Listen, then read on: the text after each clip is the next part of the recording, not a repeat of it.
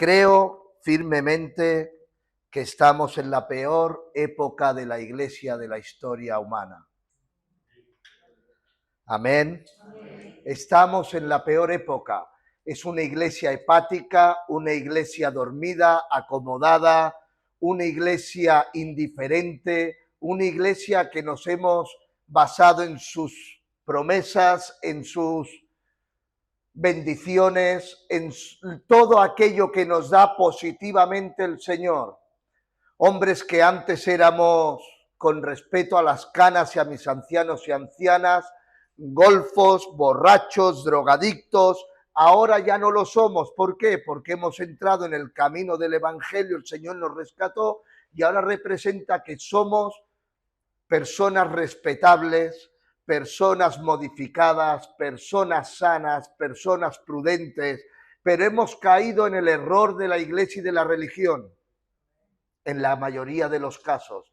Y esta es la Iglesia que hoy en día se presenta alrededor del mundo. Una iglesia acomodada. Una iglesia, como decía el hermano, irreverente. Una iglesia que vive por las promesas y por aquello que el Señor nos da. No por el Señor. Porque todo esto es precioso. Pero ¿y si les dijera que todo esto que hemos creído que nos va a dar fuese mentira? Seguiremos yendo al infierno, seguiremos pereciendo, nuestros niños, nuestras ancianas, nuestros ancianos, iremos al infierno. ¿Seguirías adorando al Señor?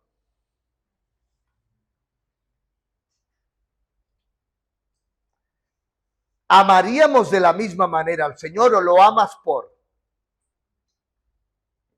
¿O lo amas a pesar de?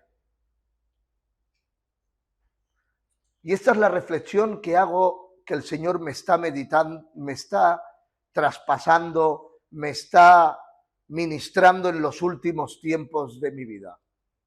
En estos tiempos en los cuales estoy viviendo, estamos viviendo una época tranquila, relajada.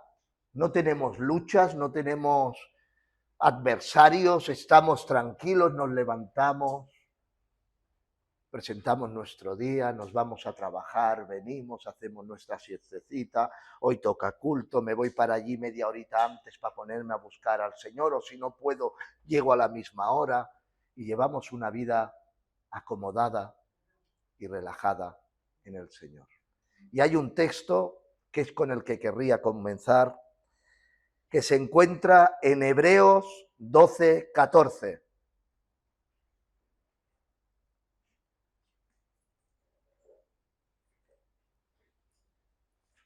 Y dice así la palabra del Señor.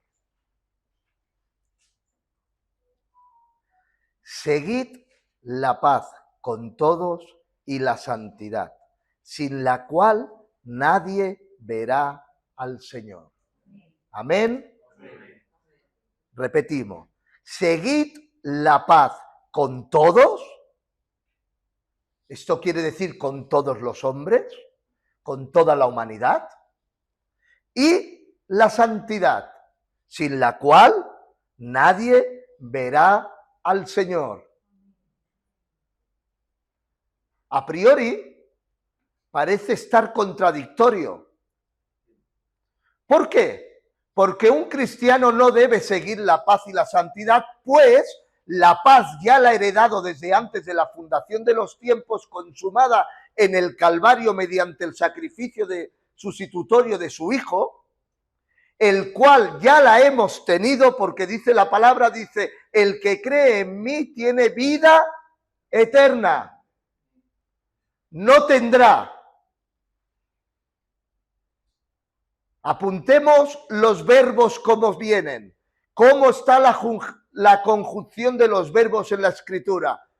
El que cree en mí tiene vida eterna. ¿Cuándo? La tuviste antes de la fundación de los tiempos. El hermano ha dicho que nos deprimimos cuando venimos o recae nuestro semblante cuando venimos a la iglesia y vemos pocas personas. Vemos muchas, vemos según qué cara, vemos según qué otra. Hermanos míos, tengo que decir, ¿hoy qué día es? ¿Día 11? Día 11 de septiembre, en Cataluña, la Diada, Festa Catalana de Cataluña, aquí en Benidorm, 2024, han venido los que desde antes de la fundación de los tiempos Dios determinó que estuviesen. Ni uno más, ni uno menos. No hemos podido hacer nada para poder cambiar esta situación. Estaba determinada. Y partiendo desde estas bases teológicas y doctrinales que tenemos,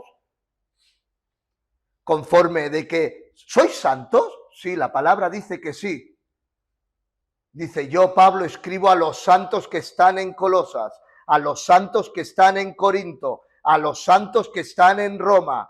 ¿Por qué? Porque doctrinalmente hemos entendido eso de que el Señor, cuando nos ha rescatado de nuestra vana manera de vivir heredada de nuestros padres, nos ha trasladado de nuestro camino pecador al camino de la santidad. ¿Es así o no es así? Transitamos, somos santos porque estamos en un camino transitado por santos y somos santos y caminamos hacia adelante. Es así, de ahí viene la regeneración del humano.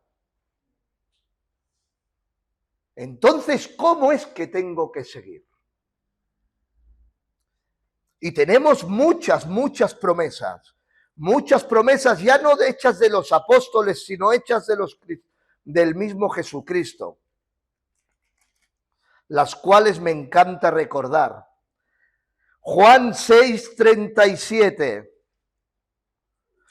Todo lo que el Padre me da, vendrá a mí. Y al que a mí viene, no lo echo fuera. Todo lo que el Padre me da, viene.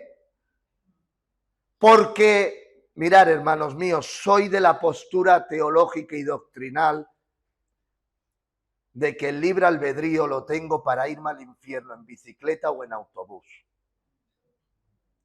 De comerme un huevo frito o dos.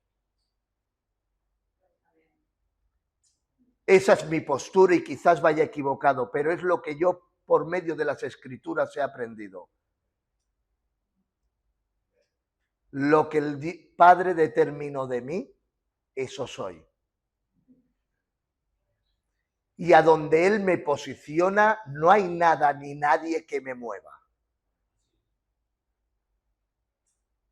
Ahora, ¿podré estar creyéndome que estoy en una posición y en la verdad no lo estoy?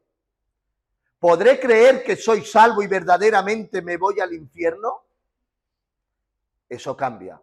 ¿Por qué? Porque no es que seamos salvos por obras, sino que el salvo hace obras. ¿Por qué? Porque no es que seamos nosotros santos y por eso caminemos y hagamos obras. Es porque Él es santo y las preparó de antemano para que nosotros anduviésemos en ellas. ¿Sabéis una cosa que me llenó de satisfacción y me hizo descansar? Siempre que vemos en la Biblia, por lo menos en el Nuevo Testamento, cuando los apóstoles por medio de sus cartas te dicen, camina, esfuérzate, no hagas esto, no hagas lo otro, predica, redarguye, X, todos los verbos están en voz pasiva. ¿Saben lo que significa en voz pasiva? Que los hace otro y nosotros nos beneficiamos de ello. Cuando dice esfuérzate, no es un esfuerzo tuyo. Es un esfuerzo de Dios que te da para que tú lo participes en ellos. Cuando tú te santificas, no es que te santifiques tú, es que Dios te da la bendición y la libertad para poder santificarte. Porque muertos estábamos en nuestros delitos y pecados, y por medio de su sacrificio y de su muerte y de su resurrección fuimos salvos y fuimos liberados de nuestra vana manera de vivir. Quiero hacer una introducción para que vean este complejo pasaje, en el cual parece que es fácil, en el cual parece de que no haya ningún secreto, de que ya lo hayamos conseguido, de que vengamos al culto tranquilamente, de que nos levantemos, vayamos yo a comprar piezas aquí en el desguace mañana en Alicante, los hermanos vayan al mercado, el hermano Molina vaya a hacer su labor a donde él quiera que vaya, cada uno trabajemos en nuestros hogares, luego vengamos, hagamos nuestra siestecita, chateemos con el chat, en el chat de los hombres o de las mujeres, las bendiciones que nos ha dado el Señor, nos pongamos una serie de Netflix, busquemos al Señor, oremos. Esa no es la vida.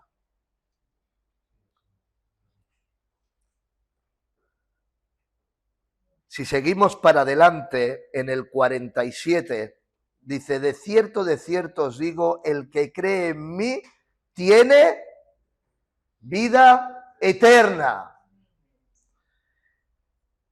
Si seguimos para adelante en el 8:32, muy conocido, dice, y conoceréis la verdad y la verdad os hará libres. Fijaros que todos los verbos que estoy citando es presente, continuativo, indefinido. Os hará libre. Conocemos al Señor y por ende, al conocerlo somos libres. ¿Libres de qué? ¿De hacer lo que queramos? No, de hacer lo que debemos. Antes no podíamos. Antes no podíamos hacer lo que debíamos. Antes estábamos atados a las cadenas del pecado. Nuestra naturaleza caída adánica nos prohibía hacer el bien. En la carta de Romanos lo explica perfectamente. Si comienzas por el capítulo 1, 2, 3, luego el 4, el 5, habla de la justificación por medio del Espíritu Santo. Y vamos caminando y luego nos damos cuenta de que una vez hemos aceptado, bueno, eso de aceptar a Cristo, de que Cristo nos aceptara como sus hijos, ya no tenemos condenación ninguna y vamos progresando en el camino de la santificación y de la regeneración. Y por eso podemos transitar. Y hoy, mi hermano Diego, mi hermano Antonio, mi hermano Molina y cada uno de nosotros estamos aquí sentados escuchando a un pobre burro hablar. Si transitamos un poquitín más por la Biblia, en el 10:28, nos daremos cuenta de más promesas y que se dan al uso y que nos las hacemos nuestras como algo a lo cual aferrarnos. 10:28 dice, y yo les doy vida eterna y no perecerán jamás, ni nadie las arrebatará de mi mano. Nos da seguridad esto, ¿verdad, hermanos? Nos da una tranquilidad de que estamos en su mano, tía Chit, que nadie nos arrebatará de su mano, de que nos ha dado vida eterna. Entonces, ¿por qué el escritor a la carta de los Hebreos dice, seguid la paz y la santidad? Si ya tengo la paz, la shalom de Dios.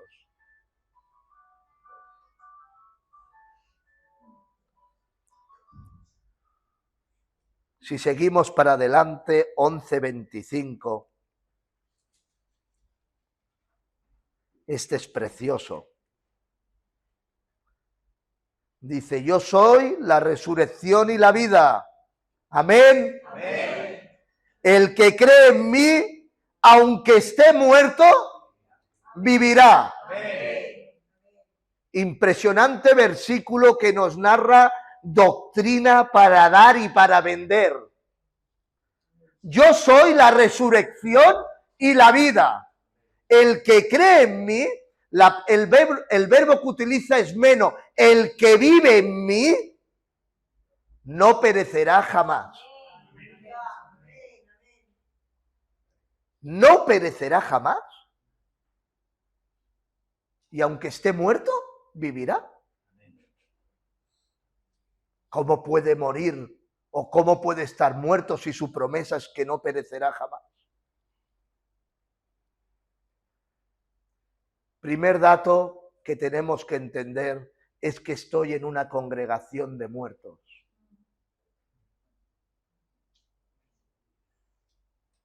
Tendríamos que haber saltado de alegría. Tendríamos que haber votado de nuestras sillas.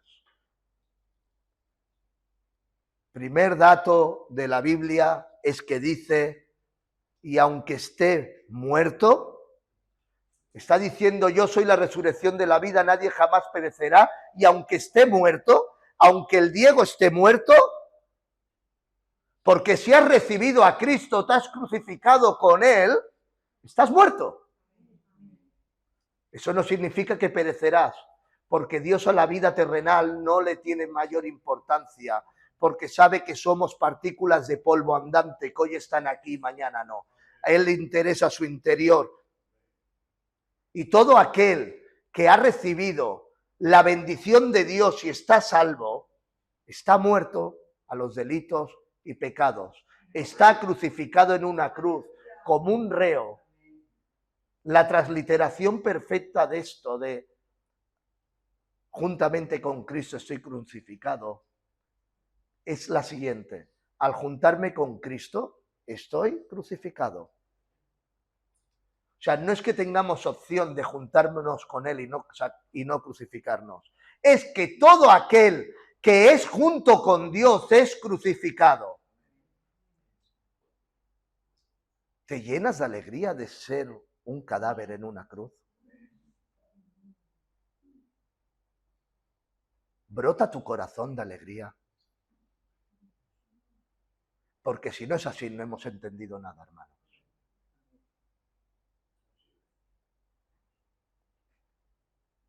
Si no nos alegramos, si no, luego cuando vayamos adentrándonos podremos ver lo que significa todo esto. Si caminamos más para adelante, voy a ir rápido porque yo no quiero correr.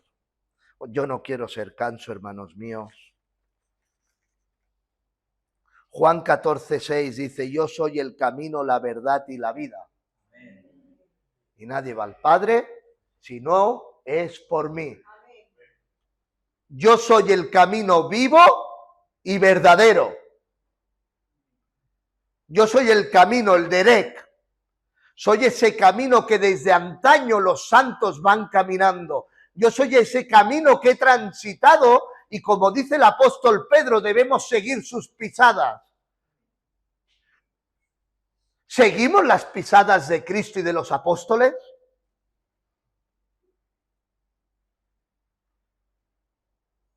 Porque son preciosas estas promesas, pero si las analizamos profundamente desde el interior de nuestra alma, nos daremos cuenta que están llenas de vida cristiana.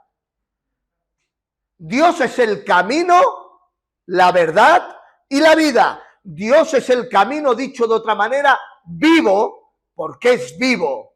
Dios es un Dios de vivos. Dios es un Dios de vida, de comunicación, de interacción, de comutabilidad.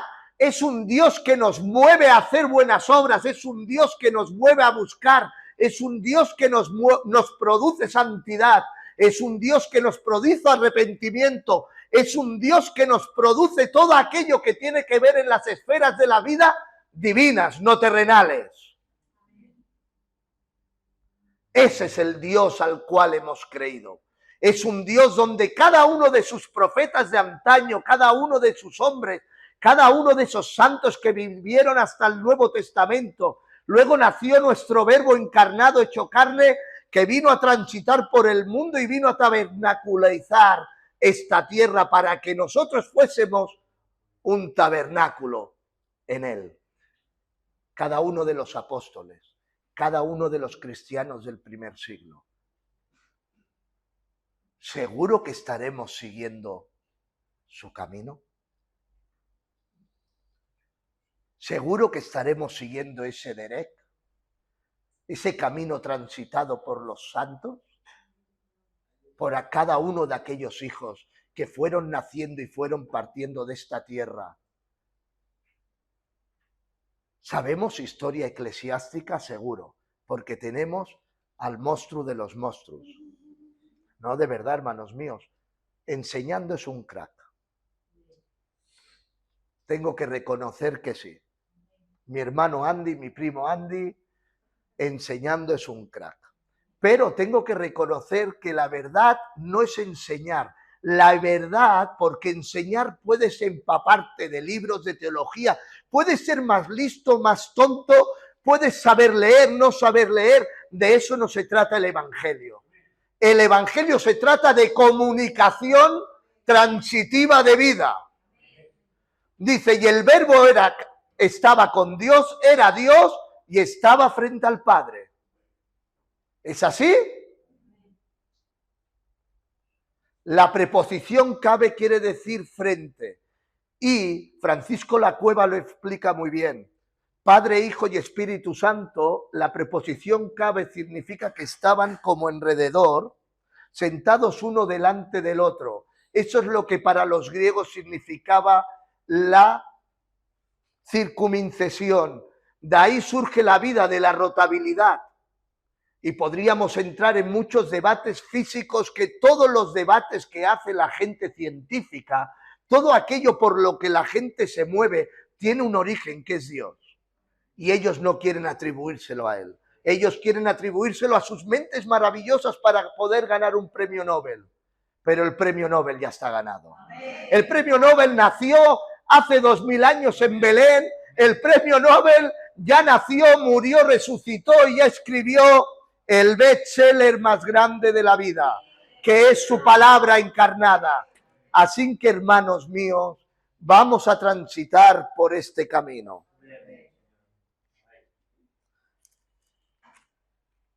Dios dice en su palabra, en el verbo, en el capítulo que hemos leído, seguid la paz. Juan 14, 27 dice, la paz os dejo, mi paz os doy, yo no la doy como el mundo la da. Mi paz os dejo, hace 2000 años que la dejó. Nosotros somos una repercusión de esa paz. Mi paz os dejo, mi paz os doy. ¿Cuándo nos la dio, Molina? Vivimos en paz. No como el mundo la da. Y ahora mi pregunta es, hermanos varones, ancianos míos de mi vida, ¿cuál es la paz que tenemos hoy en día? ¿Cuál es la paz que estamos viviendo?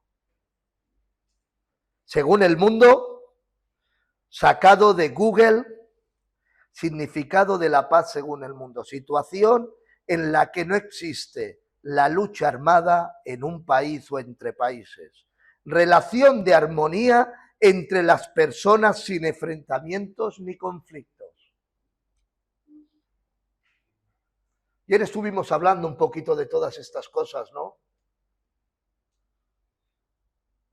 ¿Qué paz estamos viviendo, hermanos míos? Yo me veo más reflejado en esta paz que en la paz divina. Hoy me siento en esta paz. No tengo conflictos. Antes me veían por gracia, cruzaban de cera, ya no cruzan. Antes ni me hablaban, ni me respondían.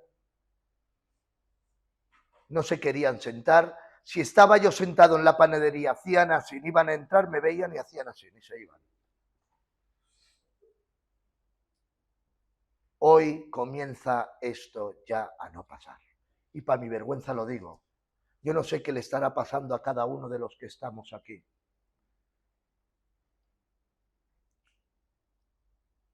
Pero la paz no es horizontal. La paz es vertical. La paz es una paz entre el hombre y Dios, la cual estaba rota por el pecado del hombre. No había paz en el mundo. El puente estaba roto, la intercomunicación estaba rota. Pero gracias a que el Cristo vino, restauró este puente que estaba roto. Por eso se le dice que Él es el Santo Pontífice, el Santo Puente que nos ha hecho vivir. Él es el camino, es un camino de ida y de vuelta.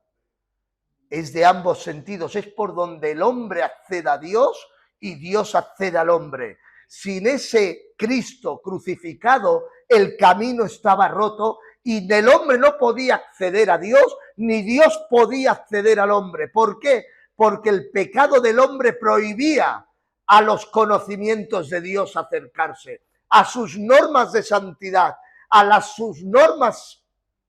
Mirad, hoy he quedado asustado. Hoy ha nacido una criatura, no sé dónde, me lo ha dicho mi Kiara, me parece que en Tarragona, ¿no, el Papa? ¿Sabéis cómo le han puesto a la niña? Shaddai. Hermanos míos, el Shaddai, o sea, cada vez que llames a tu hija le vas a llamar Shaddai, el Todopoderoso, el Omnipotente.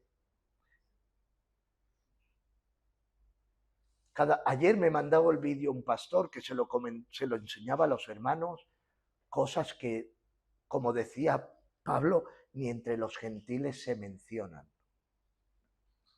Las estamos viviendo en nuestras vidas. Y bendecidos encima, por Dios, Señor, ¿dónde está llegando nuestras vidas? Hemos visto todas las promesas que tenemos, ¿verdad? Hemos obtenido la paz, sí, porque Dios lo dice que la deja. El apóstol Pablo en Romanos 5 dice, justificados pues por la paz, no, justificados pues por la fe tenemos paz para con Dios. Tenemos y seguimos teniendo. Y sigues teniendo, hermano mío. Eres santo, tienes paz, pero el escritor a la carta de los Hebreos dice, seguid la paz y la santidad, sin la cual nadie verá al Señor. Y me avergonzaba el verbo seguir.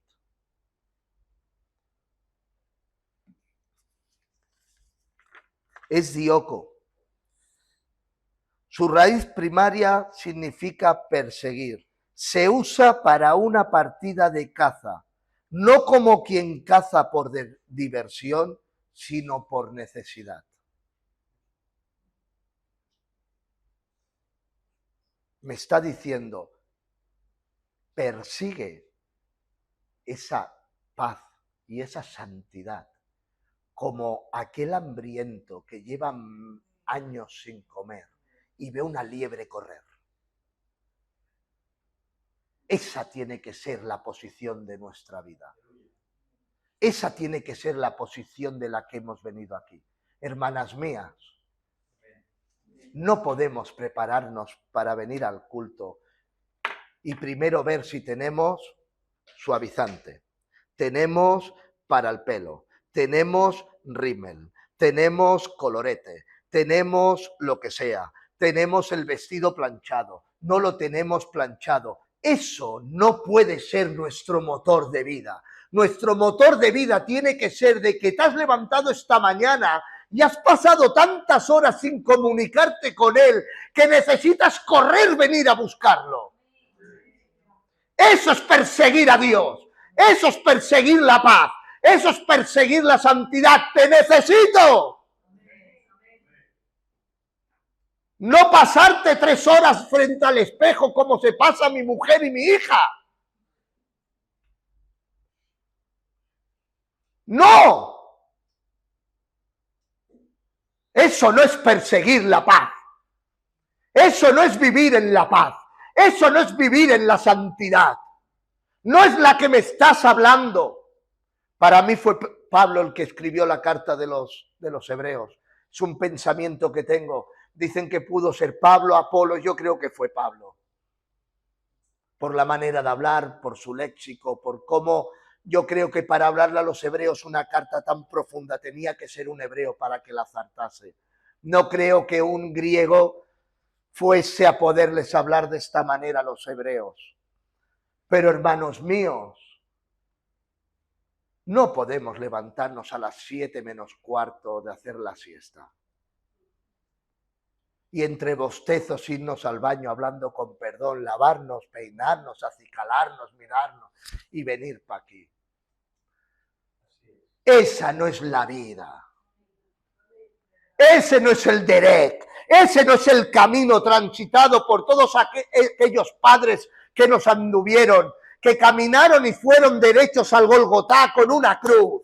Aquellos que fueron sacrificados, aquellos que fueron martirizados, aquellos que predicaban por las aldeas, aquellos que iban descalzos. Eso no es la vida del que nos enseña Pablo. En naufragios, en tormentas, en azotes, en tumultos,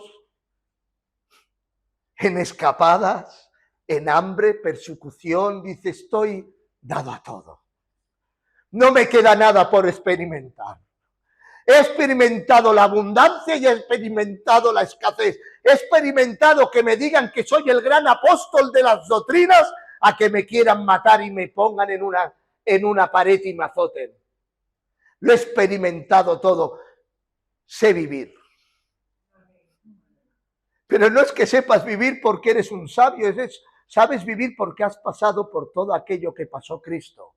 Porque como estás crucificado con Cristo, te siguen pasando las cosas que te pasan a Cristo. El apóstol Pedro es el que dice que estamos como llevando aquellas penalidades que le faltaron al Señor. Lo expresa así, ¿no? Los padecimientos, las cárceles, dice, han redundado para el progreso del Evangelio. Mis prisiones. Hermanos míos, la palabra dice en Lucas 24, esforzaos a entrar por la puerta angosta, porque muchos procurarán entrar y no lo podrán. Agonizar por entrar. ¿Sabe quién agoniza? ¿Alguien me puede decir qué es una persona agonizando?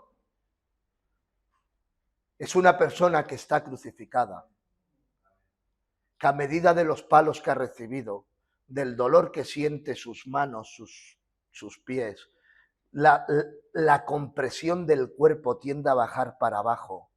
Al bajar para abajo se comprimen los pulmones y eso no te permite respirar.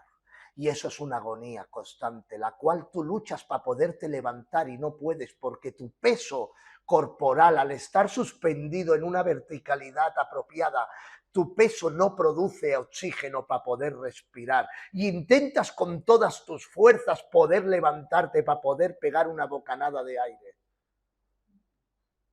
Esa es esa angustia que tiene el ser humano por entrar por la puerta, por entrar por ahí.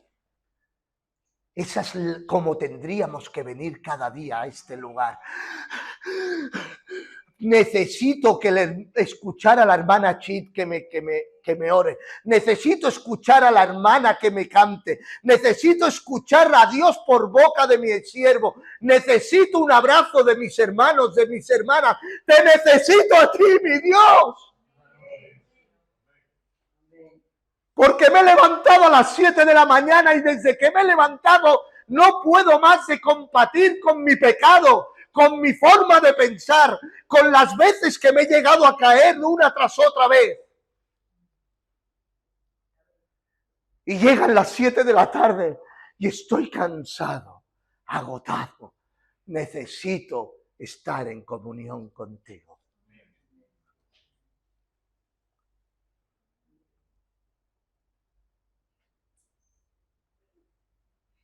Seguid la paz y la santidad.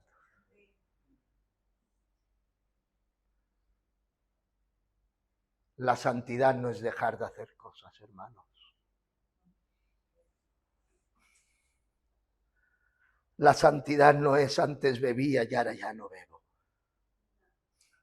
La santidad no es ya no celebro Navidad, ya no celebro esto, ya no celebro aquello, ahora celebro esto, ahora celebro aquello, ahora hago esto. Esto no es la santidad. Dios no está marcado por lo que hizo y no hizo. Dios está marcado por lo que es. Y está claro que el ser humano, el que es santo, no hace según qué cosas y hace muchas otras cosas. Pero eso no es la evidencia de que eres santo. La santidad es una esfera donde entra la comunión.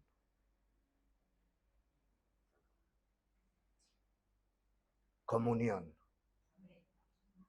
íntima con el amado.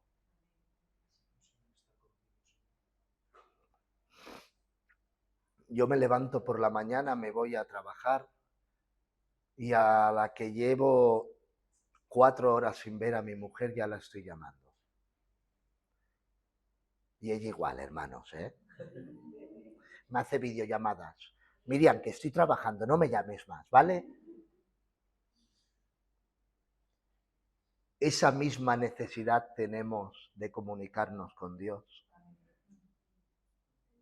Esa misma intimidad que tengo con mi mujer, con mis hijos, con mi yerno, con mi nuera, con la gente que Dios me ha otorgado y me ha dado la bendición de poder ser como aquel que dice un líder en una manada. La bendición que me ha dado de poder estar con mis hermanos es la misma frecuencia con la que intimo con Él, con la que me relaciono con Él, con la que vivo con Él, con la que sueño con Él, con la que almuerzo con Él, con la que como con Él, con la que hago mi siesta con Él, con la que me levanto con Él, con la que vivo transitando continuamente, asiduamente con Él. Porque dice el que vive en mí, presente continuativo indefinido. No hay reglas de stop, ni de kick-cuts, ni de ligeros paréntesis en la vida de un cristiano. Es una vida otorgada plenamente en comunión con Él. Y esos hebreos que habían conocido a Cristo, que estaban caminando en el camino de la santidad, estaban relajados. Lo hemos alcanzado todo. Además, viendo en el contexto en el cual se encontraban, viendo que judíos, griegos, había todo un boom, había todo un boom eclesiástico y ellos eran la élite. Nosotros somos de la promesa.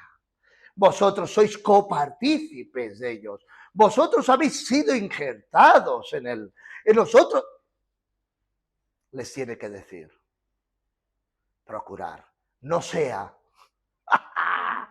Gloria a Dios. Procura, hermano. Ancianos que me escucháis, con todos mis respetos y mi humildad, no es hora de bajar las manos. Nosotros lucharemos. Nosotros le levantaremos las manos cuando estén cansados, pero ustedes tienen que ser los que las levanten. Igual que hizo Moisés en aquel lugar. Nosotros estaremos en la batalla, pero necesitamos sus oraciones, necesitamos su entereza, necesitamos su caminar, necesitamos que nos den ese testimonio de vida, necesitamos transitar por donde ustedes transitan, para que sus huellas sean patentes y que no se borren, y nosotros las pisemos, para que esta juventud que sigue pueda ver nuestras huellas y caminar. Porque de esto se trata el Evangelio desde hace 2000 años. Mejor dicho, desde la antigüedad. Porque esos antiguos caminaron, transitaron. Miradme, una de las mayores promesas que tenía el pueblo de Israel era: habéis heredado la tierra prometida. ¿Había algo que lo podía revocar? No. Era un decreto eterno, sublime, dado y firmado por Dios. Amén. ¿Llegaron todos? ¿Fue un camino de rosas? Hubieron pérdidas, enfermedades, pestes, hambrunas, muertes, sacrificios. Pero la tierra la heredaron. Y aunque nosotros no lo veamos, tenemos que luchar por estos jóvenes que están. Las hermanas, no podéis enseñarles a vuestras hijas que lo más importante es estar guapas. Porque miradme una cosa, sois preciosas, pero si no lo fueseis, daría igual. Al amado le gustáis igual. Eres la cosa más bonita que he visto. De verdad, hija mía. Pero te digo una cosa, a Dios no le importa tu hermosura externa.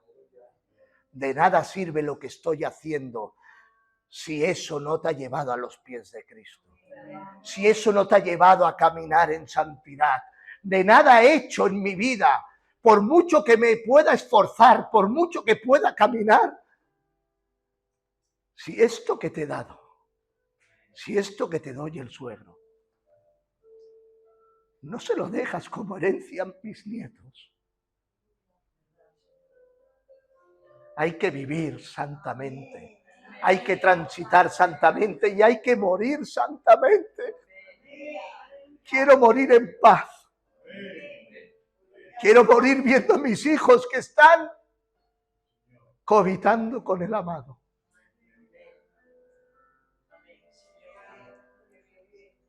Dice, he acabado mi carrera.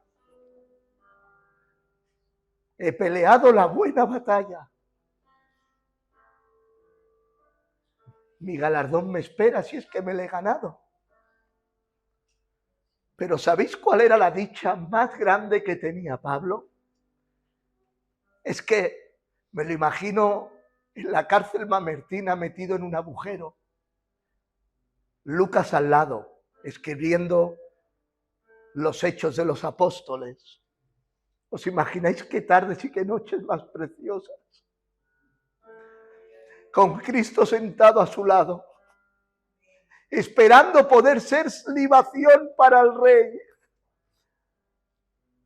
Me van a subir al altar, me van a cortar la cabeza y mi sangre va a ser rociada ante el altar. Voy a ser como aquella ofrenda esperada que estaba esperando. He llegado a la meta. Voy a acabar mi carrera. He peleado la buena batalla, la buena. Él sabía que había peleado la buena. Hemos peleado la buena.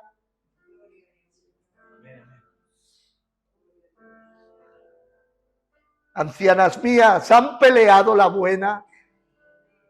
Porque carreras hay muchas, pero buena solo hay una.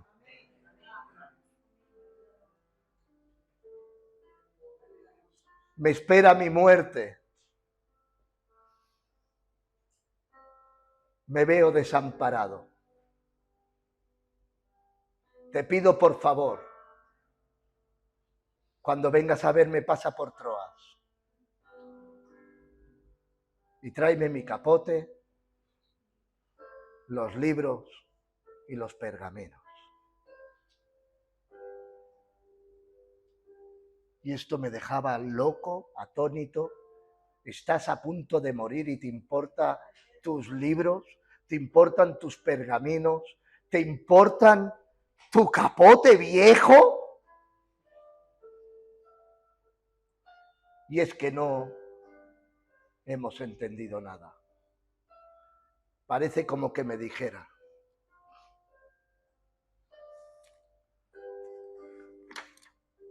quiero ese capote y no quiero que me lo traiga la mujer del cónsul romano que viene a visitarme. No quiero que me lo compre Lucas en cualquier mercadillo de Roma.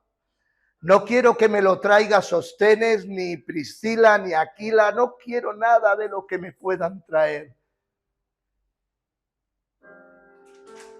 Quiero mi capote, con el que iba caminando para Damasco y el Señor me visitó. Aleluya. Quiero mi capote, con aquel que transitaba camino a Arabia y con el cual pasé 3 años en Arabia, con aquel que lo ponía en el suelo y me ponía a rezar al Señor, con aquel que cuando venía viento me tapaba y me cubría el rostro, con aquel que cuando tenía que hacerme una tienda lo ponía y me servía de guarida. Quiero ese capote con el cual cuando caminaba por las aldeas, al verme de lejos, los hermanos veían que venía Pablo, con aquel que di mis primeras predicaciones, con aquel que hice mis primeros bautizos, con aquel que fui torturado, que fui azotado, que fui encarcelado, con aquel que fue vituperado, con aquel que pude salir triunfante de Atenas, con aquel que me tuve que despeñar por un balcón, con aquel capote que he transitado toda mi vida.